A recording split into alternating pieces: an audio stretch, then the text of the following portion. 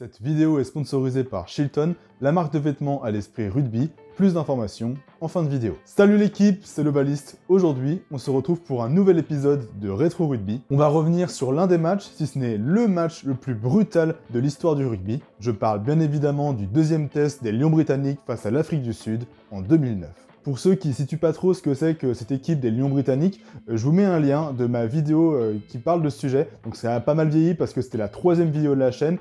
Donc si jamais ça vous intéresse et que vous avez le courage de me voir en train de galérer un petit peu avec ma diction, avec un montage pas terrible, eh ben je vous laisse aller checker ça. Mais sinon, je vais brièvement vous résumer ce dont il s'agit. Les Lions britanniques et irlandais sont une équipe rassemblant les meilleurs joueurs de Grande-Bretagne et d'Irlande, donc anglais, gallois, écossais et irlandais. Depuis plus d'un siècle, cette sélection se réunit tous les 4 ans pour aller jouer une tournée de test match face à une des 3 grandes équipes de l'hémisphère sud, donc Australie, Nouvelle-Zélande ou Afrique du Sud. Et en gros, c'est un système de rotation et tous les 4 ans, ça change. Une fois sur place, les Lions affrontent des équipes de province, des équipes de clubs pour se mettre en jambes, et le rythme est assez élevé, parfois c'est 2 matchs par semaine, mais le but c'est surtout de se préparer, d'acquérir des automatismes et de faire tourner l'effectif en vue de la série de 3 matchs qui est celle la plus importante, c'est les 3 matchs face à l'équipe nationale du pays dans lequel ils sont. Donc vous l'avez compris, soit les Wallabies, soit les All Blacks, soit les Springboks. Être sélectionné pour les Lions britanniques et irlandais, c'est un petit peu la chose la plus prestigieuse auquel un joueur britannique ou irlandais peut aspirer en tant que joueur de rugby. Lee Halfpenny. Lewis Bruce. Ali Price. Être un lion, c'est faire partie de l'élite. C'est être membre d'une sélection de 40 joueurs, tous plus talentueux les uns que les autres. C'est avoir la chance de jouer au sein d'une équipe qui est souvent considérée comme la meilleure au monde. La meilleure du monde, vraiment, sur le papier seulement. Cette année-là, en 2009, les Lions n'ont pas gagné de tournée depuis 1997 face justement aux Sud-Africains. Après cela, ça sont suivis 12 ans de disette qui ont terni la réputation de cette équipe de légende. En effet, réussir à constituer une équipe en moins d'un mois, aussi talentueux soient ses joueurs, n'est pas chose aisée. Certes, il n'existe pas de barrière de la langue puisque tous les joueurs parlent anglais, mais des barrières politiques et culturelles ont parfois pu entraver la cohésion du groupe au cours de l'histoire des Lions. Surtout en ce qui concerne les relations anglo-irlandaises qui n'ont pas vraiment été au beau fixe au cours du siècle dernier. Quoi qu'il en soit, en 2009, le défi est ambitieux pour les Lions. Sous la houlette de l'Écossais Ian McGeechan, les 37 joueurs qui composent cette sélection comptent bien réaliser un grand coup sur les terres du champion du monde sud-africain. Alors je vais pas vous faire la liste de tous les joueurs qui ont été retenus pour la tournée parce que ça serait trop long, mais dans le lot il y a quand même de sacrées légendes dont je suis obligé de mentionner le nom. On a forcément la brochette irlandaise avec en tête de liste Paul O'Connell qui est le capitaine de la tournée, escorté de Ronan O'Gara, de Brian O'Driscoll ou encore de Rob Kearney. Côté gallois, Alun Wyn-Jones, Gethin Jenkins, Adam Jones, Mike Phillips ou encore Stephen Jones sont de l'aventure. Les Anglais, quant à eux, comptent aussi de sérieux clients en la personne de Simon Shaw, d'Andrew Sheridan, de Phil Vickery ou encore d'Hugo Monnier, tandis que les Écossais, eux, malheureusement, ne sont représentés que par 2 joueurs seulement, en la personne de Nathan Hines et de Ewan Murray. Donc voilà dans les grandes lignes, mais avant de parler du match en lui-même, je pense qu'il est important de revenir un petit peu sur comment a commencé cette tournée. Les Lions entament parfaitement leur voyage en venant à bout de toutes les provinces sud-africaines. Certaines rencontres voient des scores fleuves, comme face aux Golden Lions, donc une autre équipe, c'est des Lions, mais c'est pas les Lions britanniques irlandais, c'est les Lions de Johannesburg. Bref, voilà, donc 74-10, c'est ce qu'il faut retenir.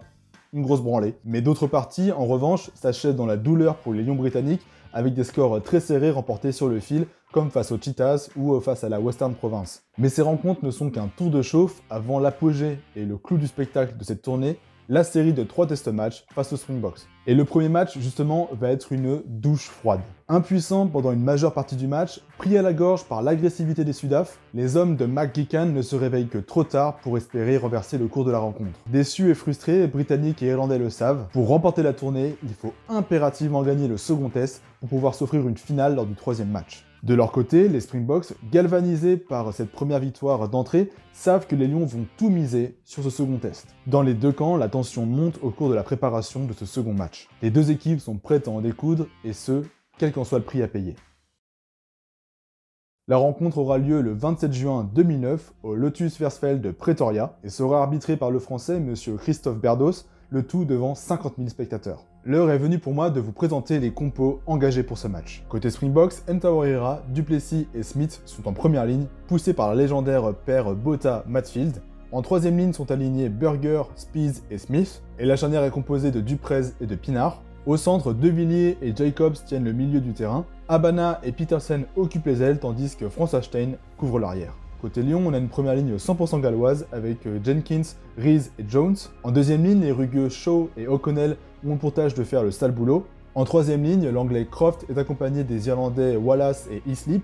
Les Gallois sont aux manettes de la charnière avec Phillips et Jones, tandis que la paire de centre est composée de Roberts et de O'Driscoll. Et les Irlandais occupent le fond du terrain avec Fitzgerald, Bow et Kearney. Des joueurs de légende, une grosse rivalité et un esprit de revanche, tous les ingrédients sont là pour une partie mémorable. Jones s'engage, le coup d'envoi part haut dans le ciel de Pretoria et un maul s'enclenche dès la retombée. Les Box mettent la marche avant et finissent par sortir le ballon, et là, alors que le match n'a pas dépassé les 30 secondes de jeu, Burger se rend coupable d'un très vilain geste en venant tout simplement asséner une sournoise fourchette à Fitzgerald, le tout devant les yeux de l'arbitre de touche. Malgré un conciliabule entre ce même juge de touche et l'arbitre de terrain, M. Berdos, finalement Charles Burger bénéficie d'une clémence inouïe et il ne reçoit qu'un simple carton jaune. Les Lions vont en touche pour profiter de leur avantage numérique et les Box se mettent à la faute. Jones prend alors les points et ouvre le score, 3-0 pour les visiteurs.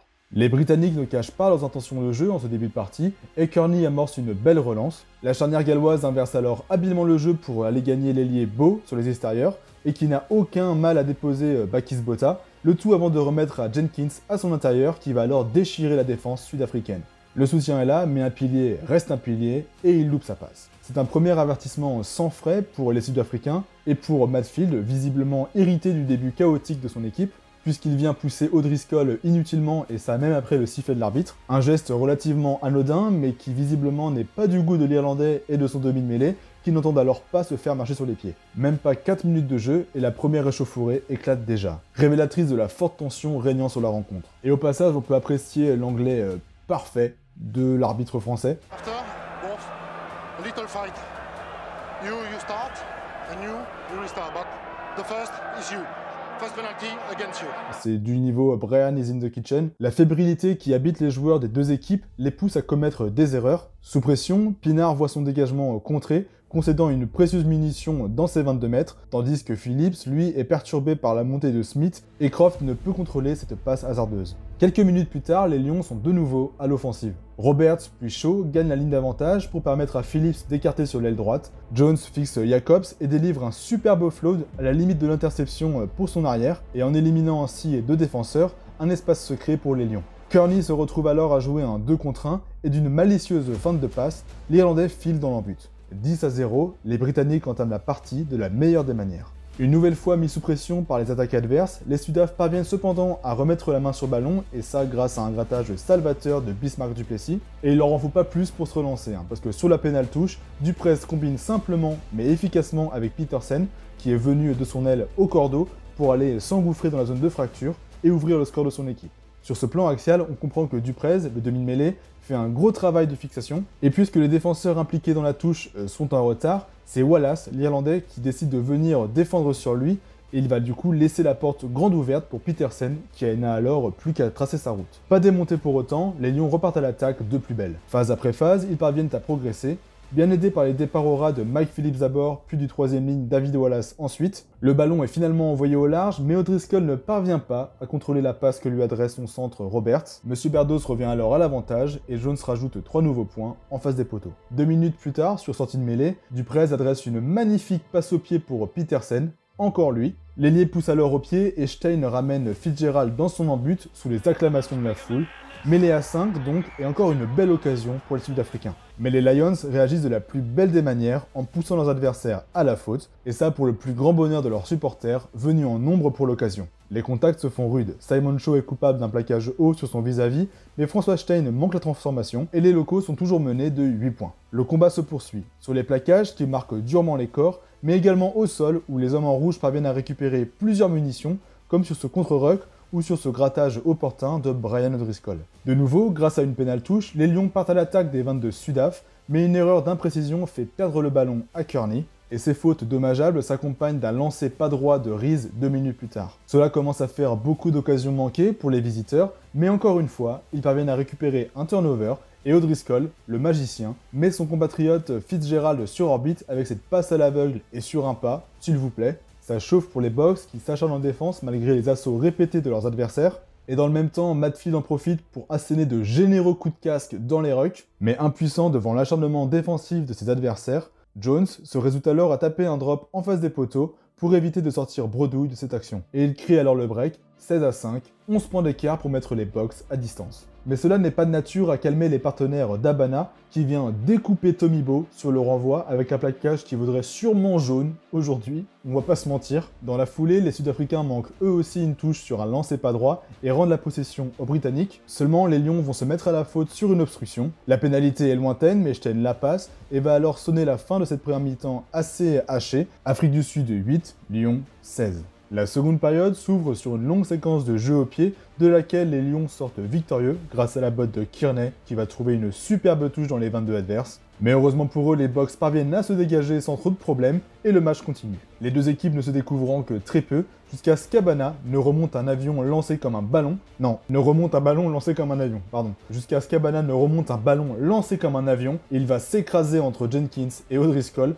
qui se tamponnent au passage. Le pilier gallois sera d'ailleurs sorti sur saignement, mais aussi surtout parce que la collision avec l'ailier l'a sévèrement commotionné. Le jeu se poursuit, voyant les Sud-Africains tenir véritablement le ballon pour la première fois de la partie, et ils mettent à rude épreuve la défense des Lions, mais David Wallace parvient toutefois à récupérer un précieux turnover. Mais sur cette action, l'hécatombe en première ligne se poursuit pour les Lions, puisqu'Adam Jones doit lui aussi céder sa place après s'être disloqué l'épaule suite à un vigoureux déblayage de Bakis Botha. Ce dernier ne manque d'ailleurs pas de s'échauffer avec Sheridan, à peine rentré en jeu, dans son style provocateur caractéristique. Et c'est à peu près à ce moment-là que la rencontre va véritablement monter en intensité. Reed se fait pénaliser pour ce vilain plaquage au cou, mais Pinard manque une nouvelle pénalité, et au passage on peut remarquer que Botha et Sheridan continuent à se chauffer dès qu'ils se rencontrent au détour d'un ruck, et Monsieur Bardot s'est même obligé d'intervenir et de les avertir. Fait assez rare pour le souligner, à cause des blessures des piliers des Lions, et faute de joueurs sur le banc pour les remplacer, les mêlées sont dorénavant simulées. Bon là c'est l'arrêt de carence, mais bizarrement je sais pas pourquoi, et c'est pas appliqué pendant ce match, c'est-à-dire que les Lions n'ont pas dû jouer à 14 contre 15, et donc je disais, les mêlées sont dorénavant simulées, ce qui est somme toute assez cocasse dans un match où les chocs sont très violents. Toujours en manque de réussite, Pinard manque de nouveau une pénalité, nous sommes à la 52e minute et les Lions mènent 16-8. En confiance, les partenaires de Paul O'Connell se lancent en attaque sur une mêlée au centre du terrain. Lancé plein fer, O'Driscoll d'abord, puis Jamie Roberts ensuite, parviennent à gagner la ligne d'avantage. Mais vous commencez à en avoir l'habitude, une énième faute de main fait avorter l'action, et les Sudaf remettent la main sur le ballon. Pierre Spies met les gaz en départ de 8, puis Pinard envoie la gonfle sur l'aile gauche, Jacobs la joue parfaitement en allant fixer 3 joueurs avant de la remettre en croisée à Abana, qui arrive parfaitement lancé.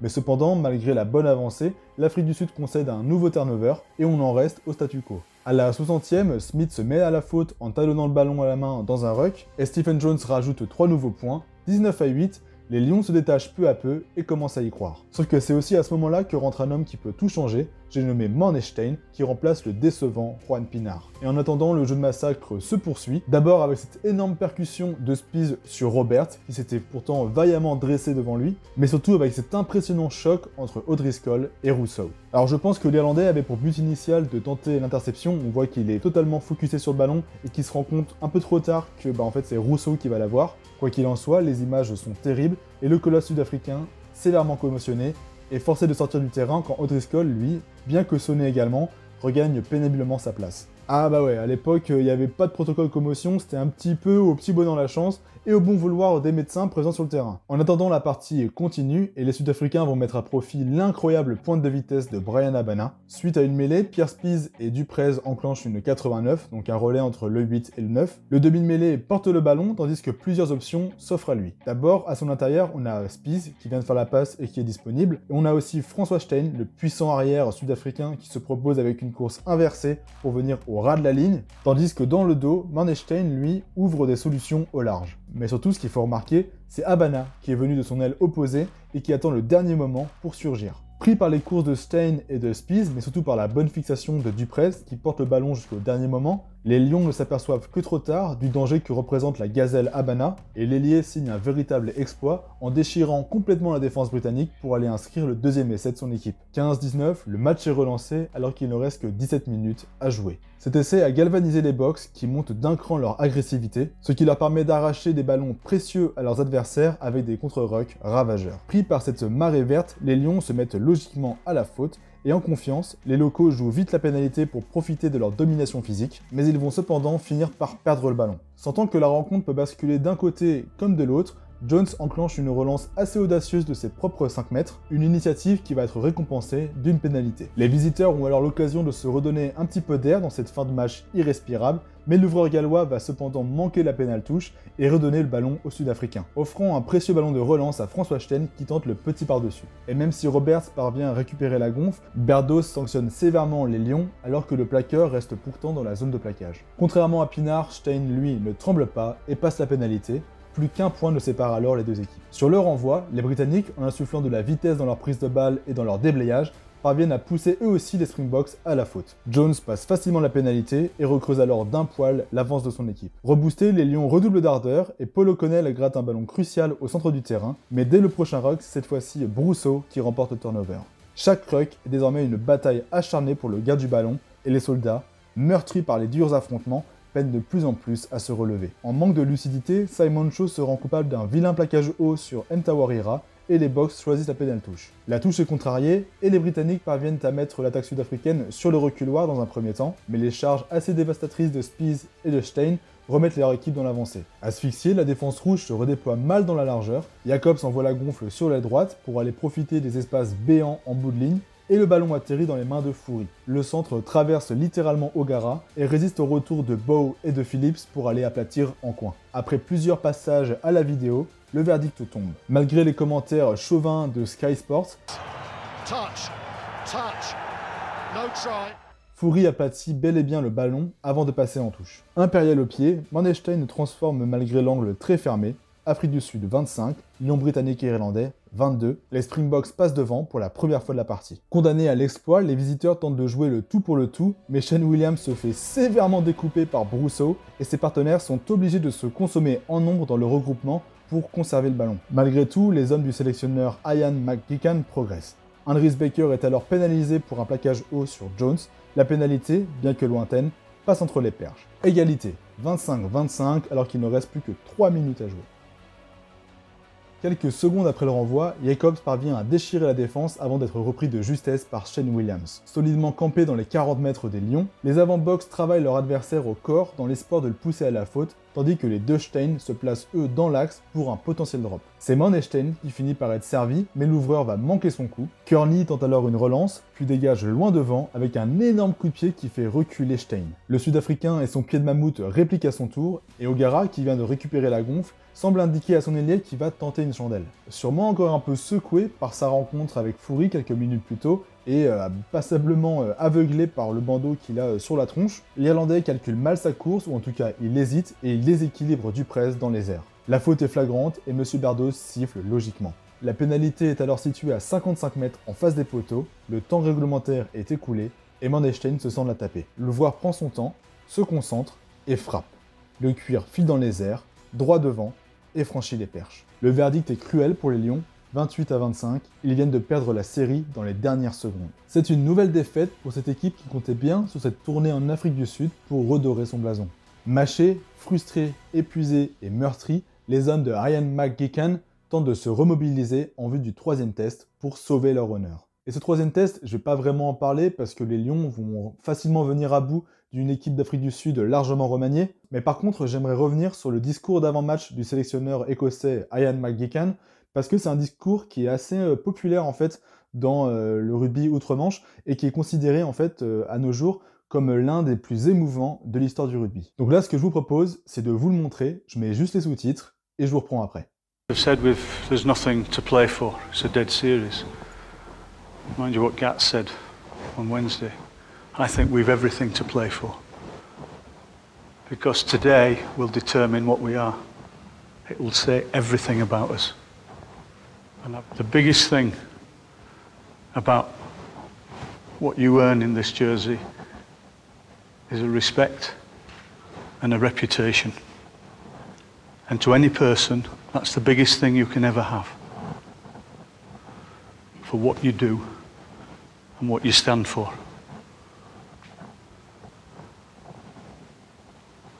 We can leave a legacy in this last game, in this jersey, for the players to pick up in 4 years' time. And for 4 years, we can leave something that makes sure when people think about the Lions, they think good. They'll think about you, they'll think about this performance, and they can live with it for 4 years. And some of you might be there to pick up the next jersey in 4 years' time. Some of us won't be. Please, please, give them something to play for and something to understand. Good luck. But play for everything that we want that jersey to be and everything you've made it so far. All the best, boys. Go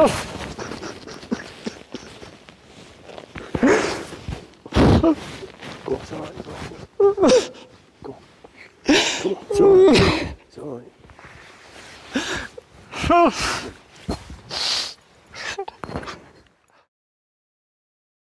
J'espère que cette vidéo rétro rugby vous aura plu. Personnellement, c'est un travail qui m'a pris beaucoup de temps à faire. Je crois que je l'ai commencé il y a 1 an. J'ai commencé à l'été 2021. Là, cette intro, je la tourne par exemple 2 mois et demi après le tournage principal. En fait, j'ai été pris de court pas mal par le tournoi destination, par le top 14 et par la Coupe d'Europe. C'est un petit peu ça, cette vidéo que j'essaie de vous teaser un petit peu avant les vacances. Je devais la sortir avant juin, finalement, je la sors en juillet. J'espère que vous me pardonnerez. Aussi, j'espère que j'aurai réussi à vous retranscrire un petit peu la violence et la brutalité qu'il y a eu sur ce match.